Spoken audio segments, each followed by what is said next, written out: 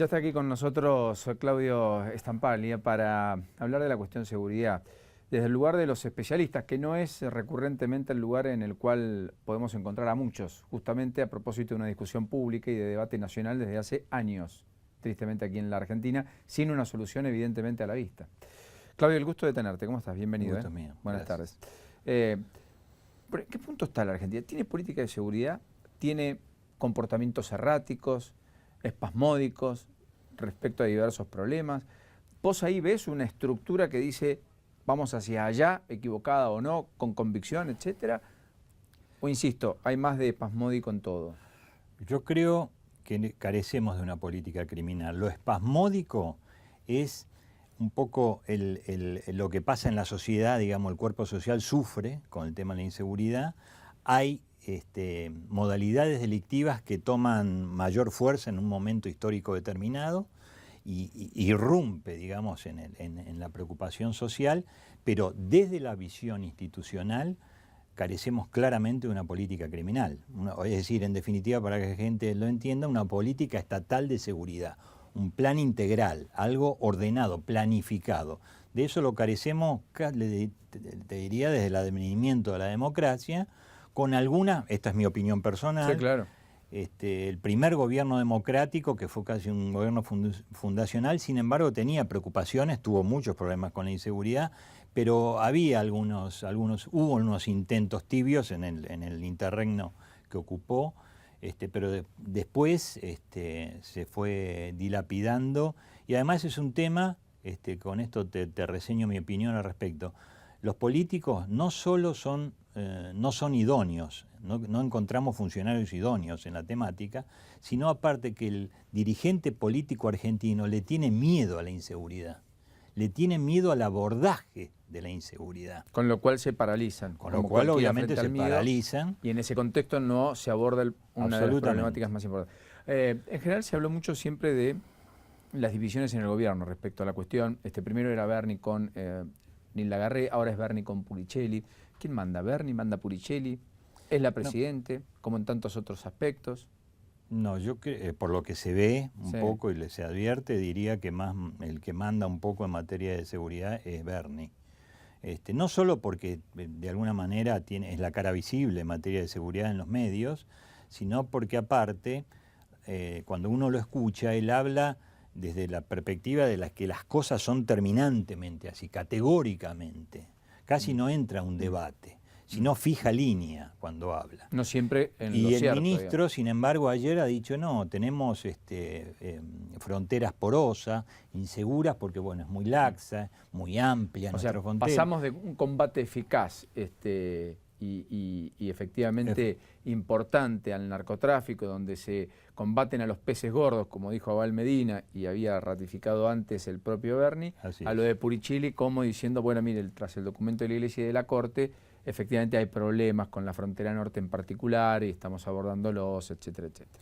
Es bueno que haya un debate y que haya diferentes criterios. Sí, pero si el diagnóstico no es uniforme, difícilmente hay una respuesta a un problema. Mire, hay dos modelos que nosotros no podemos dejar de mirar. Uno es un modelo que empezó siendo Bogotá y ahora lo llamamos modelo Colombia, pero empezó en Bogotá, que nace con Antanas Mockus y con una herramienta muy sencilla que es el libro blanco que se llamó. Es decir, una convocatoria generosa a todas las fuerzas políticas, a los expertos de las distintas fuerzas políticas, que se sentaron no 1, 2 o 3 años, se sentaron 2 o 3 meses y planificaron por primera vez un plan general en que todas las fuerzas políticas estaban de acuerdo. Lo vuelve a replicar Peña Nieto hace poco tiempo con el Pacto por México, donde uno de los temas específicos es la seguridad y donde también convocó a todas las fuerzas políticas para sacar un documento de trabajo y un plan integral que se llama Plan de Prevención del Delito y Participación Ciudadana. Fíjense, no se llama Plan de Seguridad. El mundo ha girado. La visión y el eje de la seguridad está en la prevención. Exactamente, en el antes, no en el después. Efectivamente. Todo lo que se haga después es porque se llegó tarde. Y acá no solo no tenemos esa visión, sino tenemos esa visión anacrónica, seguimos teniéndola, de que todo se resuelve con algún policía más, algún juez más, que lamentablemente tampoco lo resolvemos porque no los tenemos, o alguna cárcel más, y la prevención del delito queda a un costado. Y con la modificación del derecho penal para penas más duras, etcétera. Absolutamente. Todo eso puede ser válido. Algo que ha fracasado como instrumento único de visión de solución de un problema de seguridad. Ahora, también es cierto que hay una mirada de algunos sectores respecto a decir la seguridad es un problema ligado, asociado a problemas estructurales ya a esta altura de la Argentina, como los bolsones de pobreza, marginalidad, donde acecha el mundo del delito, la droga, etcétera. ¿Es exactamente así? Bueno. ¿O no necesariamente por ello tenemos los índices delictivos que tenemos? Bueno, es interesante la pregunta porque me da esta posibilidad. Hoy en el mundo hay un trabajo que hicieron las Naciones Unidas, la Organización Mundial de la Salud, la Federación Europea de Seguridad Urbana, que nuclea a todos los alcaldes de Europa, y el Centro Internacional de Prevención de la Criminalidad, que es el centro más importante del mundo, con sede en Montreal, que tengo la suerte de ser miembro fundador, y es miembro también de Naciones Unidas, en donde se han estudiado 3,5 millones de personas que han estado con problemas o vinculados con la ley penal. 3,5 millones, que muestra, ¿no? Claro, muchos años de investigación, ¿no? Cosa que no existe tampoco en nuestro país, la investigación criminológica. Y de allí se sacó un catálogo de factores de riesgo, que es justamente su pregunta, Paulino. ¿Y qué dio? Dio, sin orden de prelación, exclusión social, no pobreza, distinto. ¿Quién mejor que usted para saber que hay una diferencia? Nosotros tenemos mucha pobreza en el norte, sin embargo, con una dignidad llevan adelante y un dolor esa pobreza, jamás se le ocurría poner la mano en el bolsillo de otro.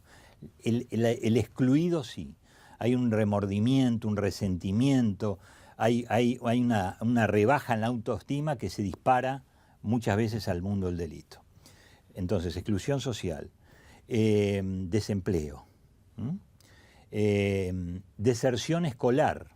Yo hice un trabajo en todos los institutos menores de la capital federal, casi el 85% de los chicos no pasaban de tercer grado. Claro, esto es vital. Impresionante el dato. El impacto de la educación en el mundo del delito es increíble. Por ejemplo, en Devoto, el CUD, que es el Centro Universitario de Devoto, la gente que ha estado allí y ha recuperado luego su libertad, solamente el 3% reincidió, cuando la tasa promedio de reincidencia es del 70%. O sea, que el Paulina, que estudió dentro de la cárcel, cuando salió, solo el 3% reincidió. Aquel que no estudió, efectivamente, el 70% está dentro de los parámetros tradicionales de reincidencia que rondan el 70%, efectivamente. Ahora, ¿cuánto más preocupante entonces es el hecho de que tengamos más chicos en las escuelas? Absolutamente. Que la matrícula en la Argentina haya crecido casi un 9% en el nivel secundario, lo cual es bueno, pero que al final del día, cuando se llega a los 18 años,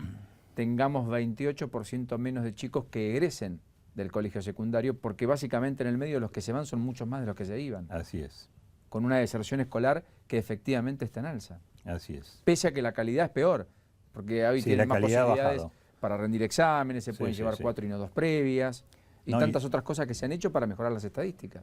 Así es, Paulino. ¿Le sigo con el catálogo? Sí.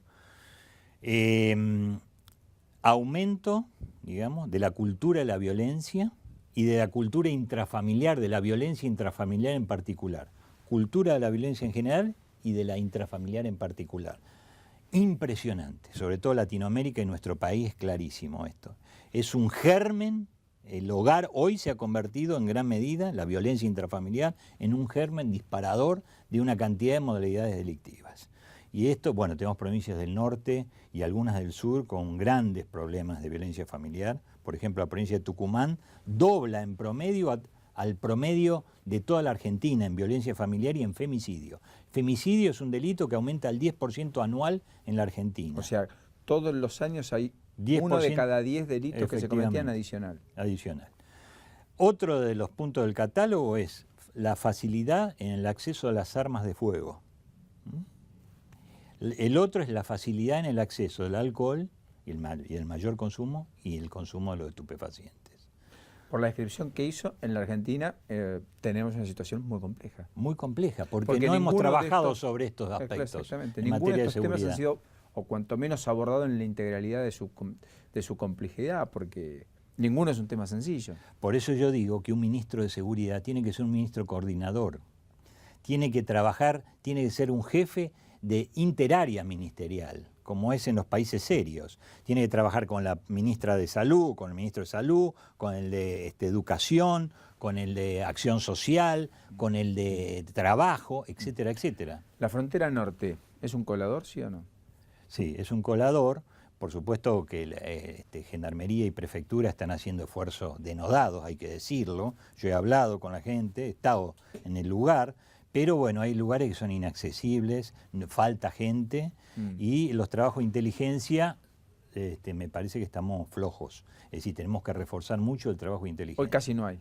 No es que no hay, faltan medios mal y direccionados. además yo creo que la CIDE, de alguna manera, que centraliza absolutamente el trabajo de inteligencia, tiene que cambiar la ley de inteligencia. Creo que la ley de inteligencia tiene que ser más democrática, más descentralizada, y eso facilitaría mucho más la tarea justamente en estas grandes actividades, no solo el narcotráfico. En campaña algunos propusieron crear una DEA, al estilo de una DEA, digamos, norteamericana, para combatir el delito del narcotráfico. ¿Es válido el debate? Es para debate, yo creo que hay que debatirlo, sí, creo que es de debatirlo. No, bueno, por eso se resuelve el problema, naturalmente. No, y además tenemos un gran tema, Paulino, carecemos de especialistas en el tema en nuestro país. Podemos crear el organismo, pero no tener especialistas ahí. Efectivamente. La ley de derribos, ¿es válido? Digamos, como instrumento al momento de combatir lo que ingresa yo creo que, por aire. Creo que es peligroso. En lo personal, ¿no? Eso es una opinión personal y además, obviamente, una opinión científica, no simplemente intuitiva, ¿no? Creo que si usted tiene un buen sistema de radares, las 24 horas, completo. De esos que no hay en la Argentina. De esos que no hay, y a tiempo completo. No hace falta derribar aviones, porque los aviones saben que los radares lo detectan y que una vez que tocan tierra van a ser aprendidos. Entonces, creo que equivocarnos y llevar adelante alguna injusticia en pos de una lucha de esta envergadura, creo que se puede resolver por otras vías. Yo no soy partidario. Creo que hay que darle debate, porque usted ve que inclusive dentro del gobierno no las opiniones son todos. Sí, Scioli lo quiere. Sí. Y Berni no, el ministro no. Aníbal Fernández tampoco. Hoy. Bueno, o sea que usted dice, radares sí, inexorablemente, hacia eso tenemos que ir. Hoy todo es todo parado. Todo el tema satelital, mire, yo le puedo decir hoy, nunca lo dije al aire. Tuve 2 veces con el jefe de la DEA en Estados Unidos. Tuve la suerte de tener reuniones. Y las 2 veces salí avergonzado. Pero avergonzado le quiero decir rojo, además rojo en la cara. ¿Por qué? Porque tiene como un botoncito, ¿no? Hay cosas de las películas que son ciertas, muchas. Y entonces me mostró todos los satélites, digamos, que andan dando vuelta por estas latitudes, y todas las cocinas, por ejemplo, de droga que hay en la frontera, en la zona fronteriza. Cosa que el gobierno argentino, los gobiernos argentinos, porque he estado con él en otro gobierno, no solo en no tienen ni idea de que en esos lugares existen grandes laboratorios, no solo de precursores químicos, sino también de fabricación de droga. Y que me lo digan a tantos kilómetros de nuestro país y de esa manera, con una yo sé que es para darnos una mano, ¿no? Pero que nosotros estemos tan lejos de estas realidades, que sigamos siendo... Acá tenemos cocinas. Acá tenemos... El otro día acá en Suipacha, y el otro día detectaron una en Suipacha y Esmeralda. Claro. Pero lo que digo es, acá estamos produciendo en escala ya. Estamos produciendo, sí, absolutamente. Ya no se puede hablar más de eso. Nosotros ya somos productores, y también somos consumidores históricos y somos un país de tránsito histórico ya, ¿no? Claudio Stampaglia, gracias por este ratito. No, ha sido... Ojalá que sumemos aportes. Sí, hay que hablar en profundidad con estos temas y hay que hacer esta experiencia, ¿no? Nos tenemos que juntar todos, trabajar la gente que conoce el tema y sacar una política criminal que es el paraguas que necesita el país. Y a eso se tienen que adherir los gobernadores y los intendentes. Ojalá que se dé y ojalá que se dé. Gracias. A usted.